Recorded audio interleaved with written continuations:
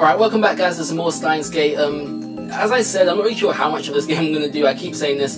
But yeah, if you do want to see more, just let me know down below, because then I'll just continue with, I don't know how much. But yeah, I'm trying to do a few episodes just to give you guys a bit more of an insight on what to expect in this game. This is the 5th part I'm recording, and if you don't know what's been happening, a few episodes back, actually probably in the first episode, we saw this young lady on screen. Her name is Kurisu. We thought she was dead. She was lying in her own pile of blood, but now she's here amongst us. It's probably going to be related to some element of time travel. It hasn't been confirmed yet, but if you had to guess, that would probably be the key to it.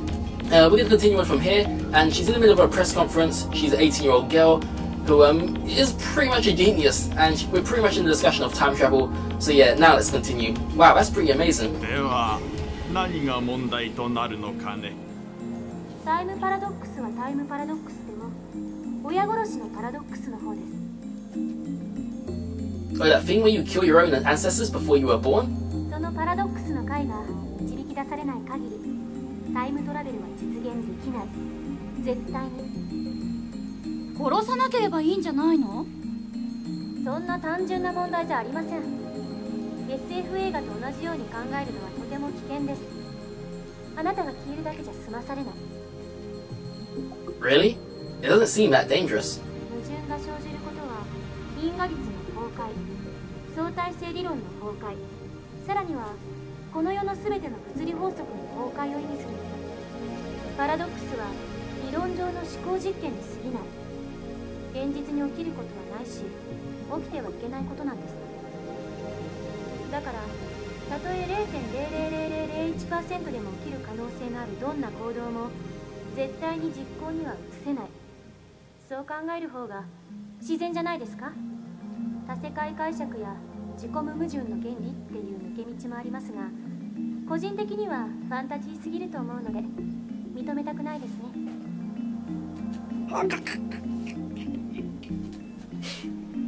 I grind my teeth. When I see Makisi Kurisu looking at me with a composed expression, I avert my eyes. Looks like I have no choice but to concede. Makisi Kurisu truly is a genius. I ended up listening to all of Kurisu's lecture at ATF.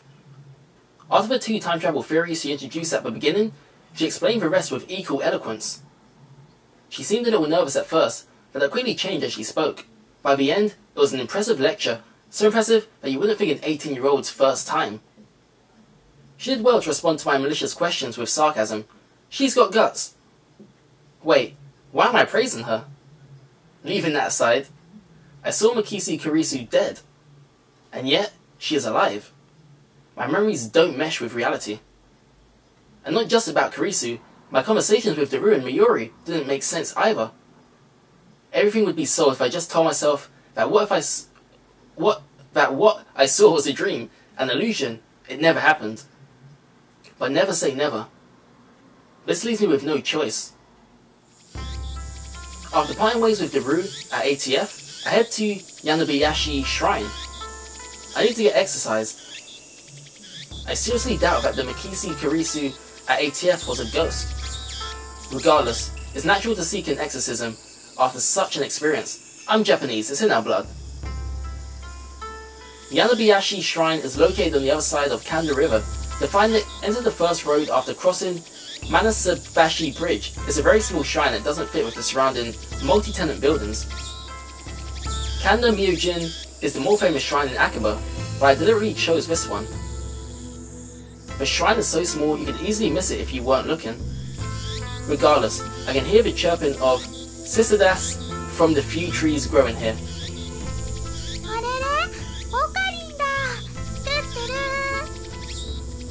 There are 2 girls standing in front of the main building. One of them is Miyori. The other is a docile-looking beauty in traditional Miku attire. Arushibara Luka, a stunning example of feminine charming grace. Lips that look like cherry blossoms in bloom. The essence of Japanese beauty. The chief priest's son? That's right, son. Lovely in every way, but he's a guy. Really? That can't be a guy. And she knows us. Alright, cool.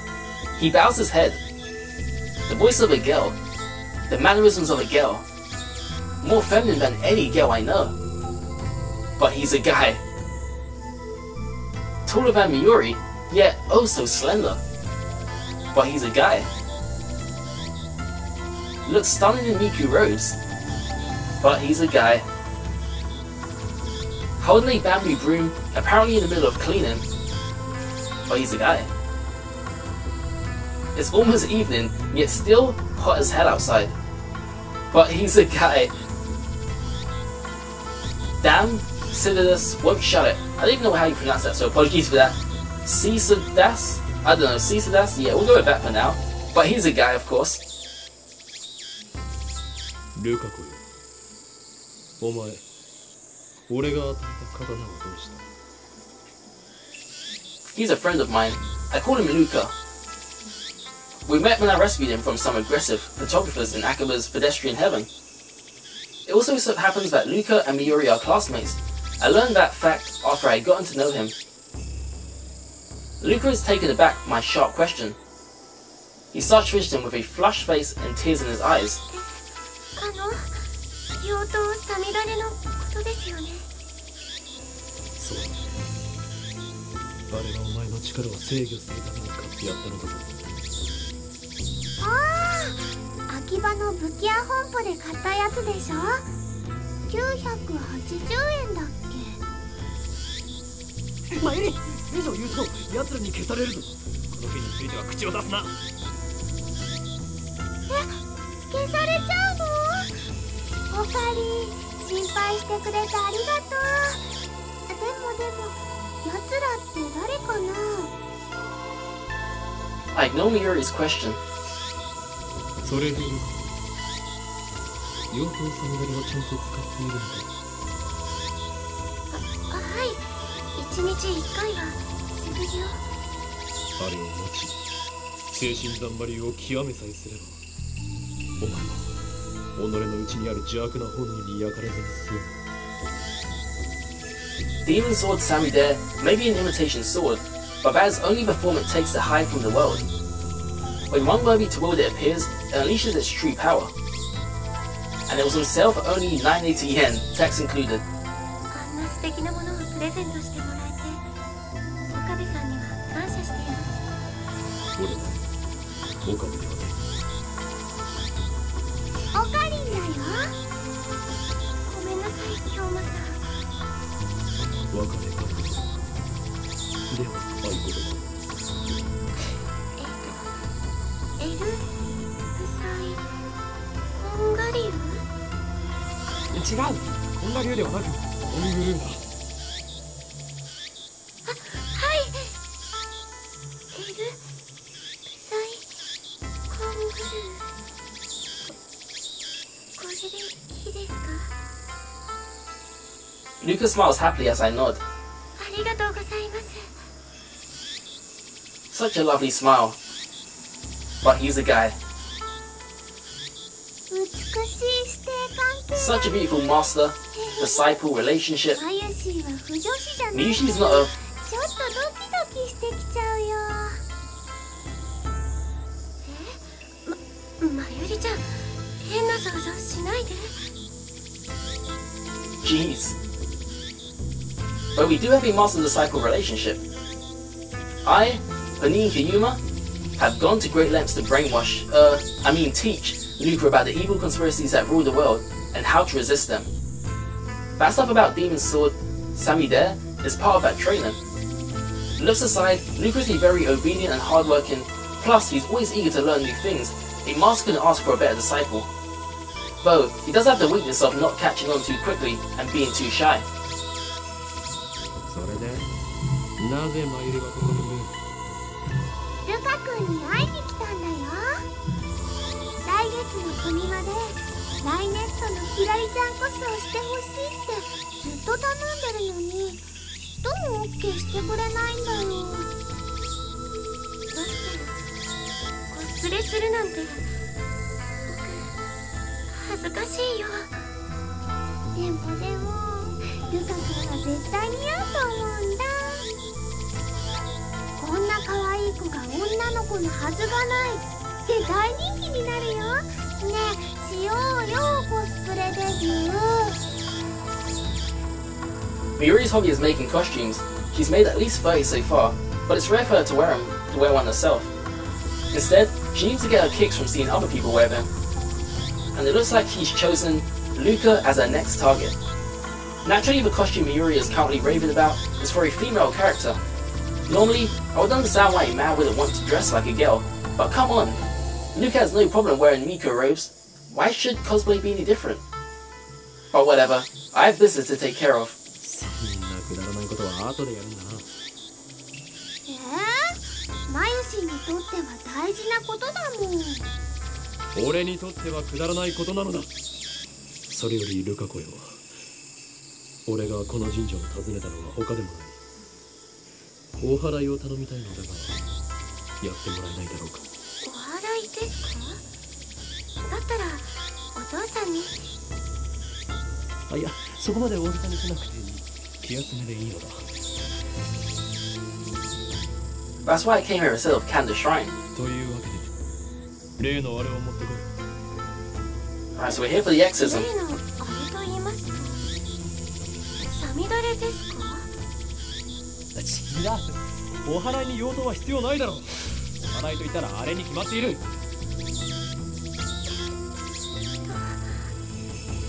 正式な名称は分からんが、棒に白い紙がふさふさとついていて、看守がわさわさと振るやつだ。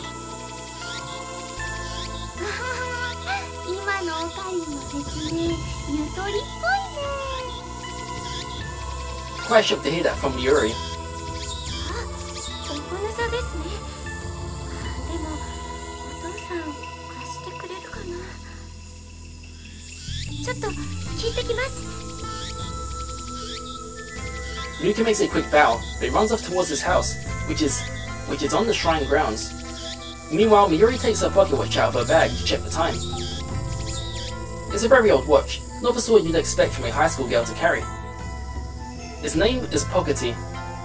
Obviously that's the name Miuri gave it. Not his brand, name or anything. Ever since elementary school, Miuri has carried Pockety with her everywhere. It's her most important treasure. じゃあ、マユシーはこれからバイトだからもう行くね。そうか、頑張ってこい。バイトが終わったら直接帰るのか。Miuri lives in Ikebukuro. She comes to Akiba by train just about every day. It should be obvious since we're both childhood friends and all, but I live in Ikebukuro too. But I've been staying at the lab since summer break began. というわけで、また明日ね。I call Miuri to stop before she trots off. マユリ、お前はあの時ラジカンで男の悲鳴を聞いたよな。夢？ Miuri blinks several times and puts her finger to her temple as if in thought. Then she gives her usual smile. それって今日の昼だ。聞いてないかな。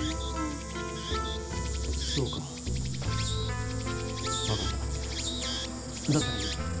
変なオカリン。じゃあね、トゥットゥルー。 Miuri leaves, this time for good, though she pauses to wave at least half a dozen times before disappearing beyond the archway. 岡部さん、お待たせしました。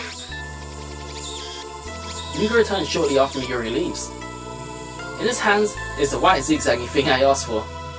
借りることができました。よかったです。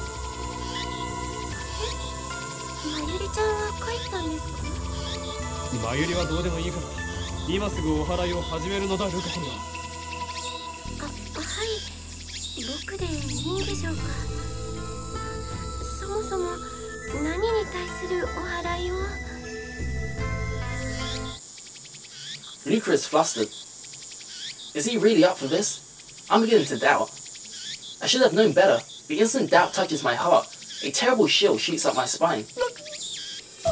俺に取り付いた悪霊が。 I grab my violently shaking wrist.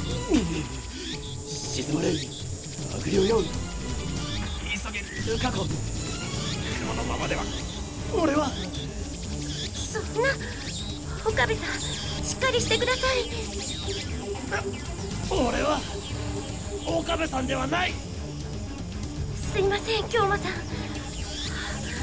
でも僕、どうしたら。大払いを急げ。この前教えた通りにやればいい。はい。 With a serious look on his face, Luca grasps for Anusa with both hands as if it were a sword. His stance is impressive. I've taught him well.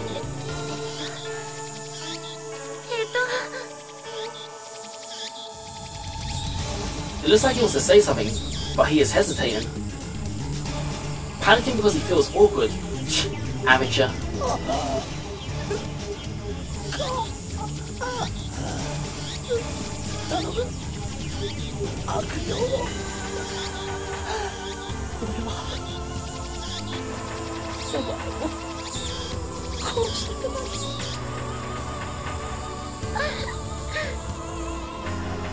Luca starts crying.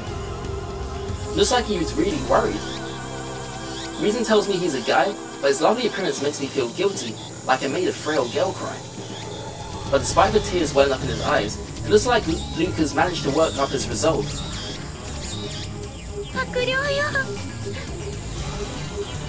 He raises the Asuna up high, shaking it left and right.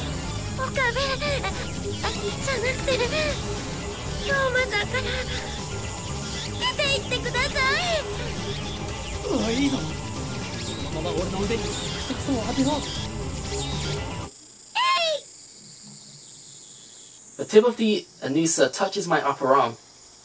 In an anime, this would be the cue for some dramatic shockwave to occur, but nothing like that happens. The only sound is the chirping of Cisadas.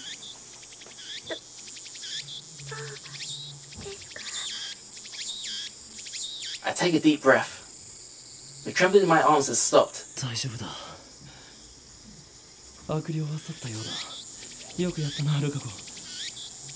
Good job. Luca sighs in relief and blushes.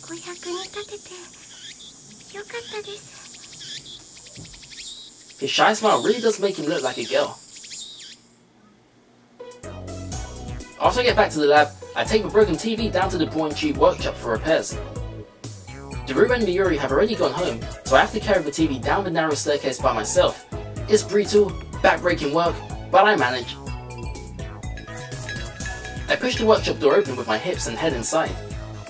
The room is dimly lit by the settling sun, while the gloom is offset by the glare from the gigantic CRT in the center of the room. A 42-inch CRT television. It doesn't seem like something you could get in modern Japan.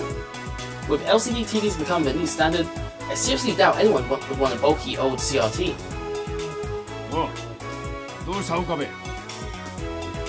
Sitting in front of the huge CRT is an equally huge man reading a sports newspaper. He's the workshop's manager, actually the owner of this whole building, Tanuchi Yugu. I call him Mr. Brawn. It's a fitting name for someone who loves Brawn Tubes.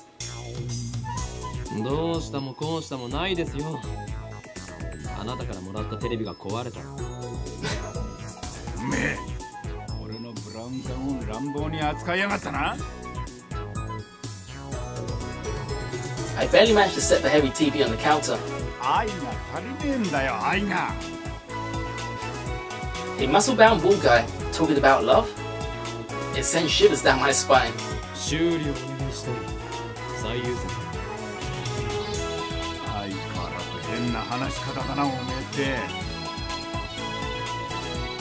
Mr. Brawn begins investigating the cause of the problem.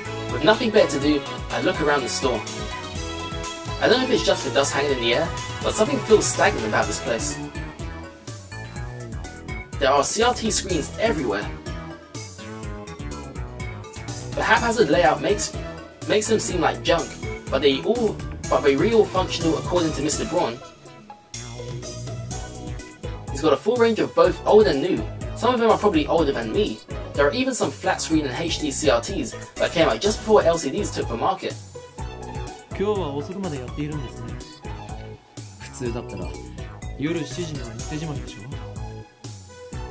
The crowds in Akaba thin quickly at night. All the major electronics stores around 8 or 9 o'clock. And then, as if the liveliness of the day was simply a lie, the town goes silent.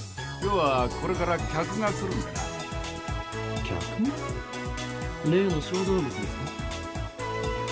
おめえな、俺の愛しい娘を小動物呼ばわりするんじゃねえ。Manji glares at me and takes a photo from his wallet.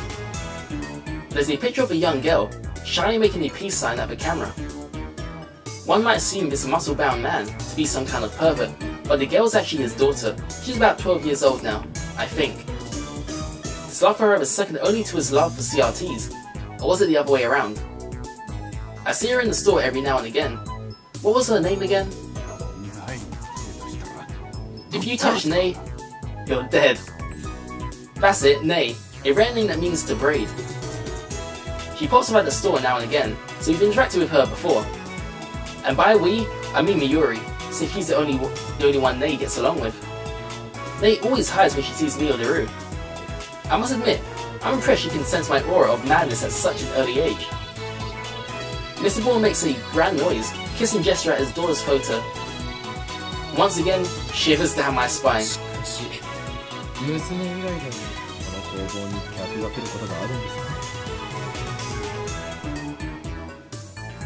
I've been renting the second floor for about 6 months, but I don't recall ever seeing a customer. I would be surprised if this place were actually making any money. 客つかなんつか。He puts away the photo and goes back to checking the TV, leaving me with that vague answer. ああ、これは多分基盤のハンダ置きだな。直せろぜ。そうですか。ではよろしく。待ってろ。見積もり書作ってやる。金を取るのか？当たり前だろ。払わねえつもりだったのか。このテレビはあなた Yeah, we're pretty tight on money right now. だからなんだよ。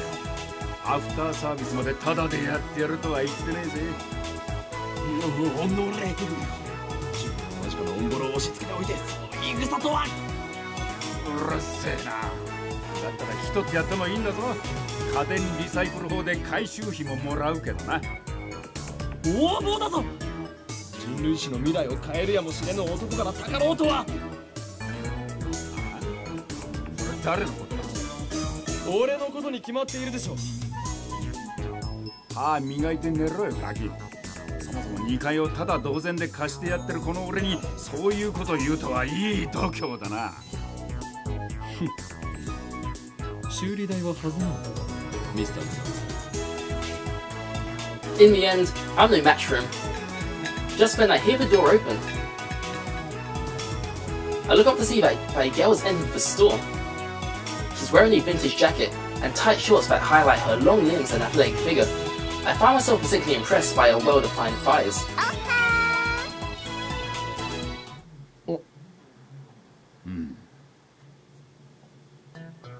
Suddenly, time stops. It feels like someone activated the world.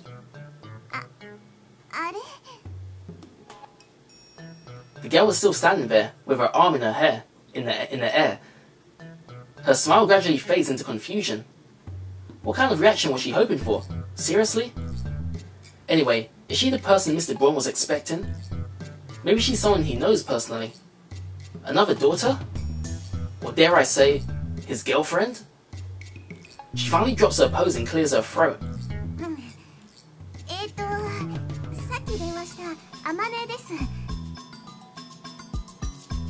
And just like that, time starts moving again. So how would you pronounce the name? Amane? Amani? I don't even know how you pronounce that. バイトの面接だとこんな若い女性が。この新規臭くておしゃれ感ゼロで繁盛もしておらずむさいおっさんが店長のブラウン管工房にバイト希望だというのか。おめえ来月から2階の家賃1000円増しな。俺は事実を言ったまでですよ。もっとも部外者が口を出す問題ではないが、しかしブラウン管工房がバイトを募集していたとはな。この暇さではその必要性を全く感じないのだが。ああ、それは私が電話で無理って頼んだんです。girl looks a little embarrassed. 最初は断られたんだけどさ、店長さんにどうしてもお願いしますって。 That's honestly surprising. 今時珍しい若者がいたもんだよな。ま、そこの椅子に座んな、お嬢ちゃん。失礼します。 Looks like they're going to have a formal interview. I was going to leave, but since Mr. Braun hasn't kicked me out, I'll stick around a bit longer. The girl's expression is stiff. I guess she's nervous. Just because of a part-time job interview? In contrast to how she said she wouldn't take no for an answer, she doesn't seem so enthusiastic. 名前は何だって？天音鈴葉です。年は18。 Same as me. 学生？ Can you grab a shot? She shakes her head. なんでうちで働きたいんだ？ブラウン管が好きだから。採用。明日から。Hi, just like that. それでいいのか？というかこれはコントか？もしかして仕込みか？ありがとう、店長さん。 Finally, Aman seems to relax. Then she looks at me. ところでさ、君は誰？俺のな。聞きたいというのか？いや、やめておけ。それを知ることでお前にも最悪が降りかかるかもしれん。これまでも多くの人が俺の名を知ったことで機関に狙われた。アメリカのサラ、イタリアのクラウディア、フランスのシモン。これ以上誰かを危険な目に遭わせるわけには。おい、アホな妄想してんじゃねえよ。He just doesn't understand my pain. このバカ男は2階に曲がりしてる岡部倫太郎ってんだ。岡部ではない。俺はホーイン。うっせえ。家賃さらに1000円上乗せするぞ。岡部倫太郎だ。 The girl stands up, places her hand on my shoulder, and looks at me with a serious expression. 君を狙ってるその期間ってのが何なのかはわかんないけど、もし困ってんなら私に相談して。岡部倫太郎、そういうの慣れてるからさ。はShe can actually help us? Stuff like what? 場合によっては手段を選ばず痛めつけてやることも可能だし。ミスター・ブラウン、彼女は採用しない方がいいと思う。ああ、物騒だな。騒ぎ起こしたらクビにするからな。そもそもその期間なんたらは岡部の創作だから本気にすんな。創作？せいぜいそう思ってるがいいさ。 But someday, the world will kneel before me. And then, Aman stares straight at me again. Maybe she has a habit of looking people in the eye. そういうのが流行ってんだ。勉強になったよ。 Trend? I don't think so.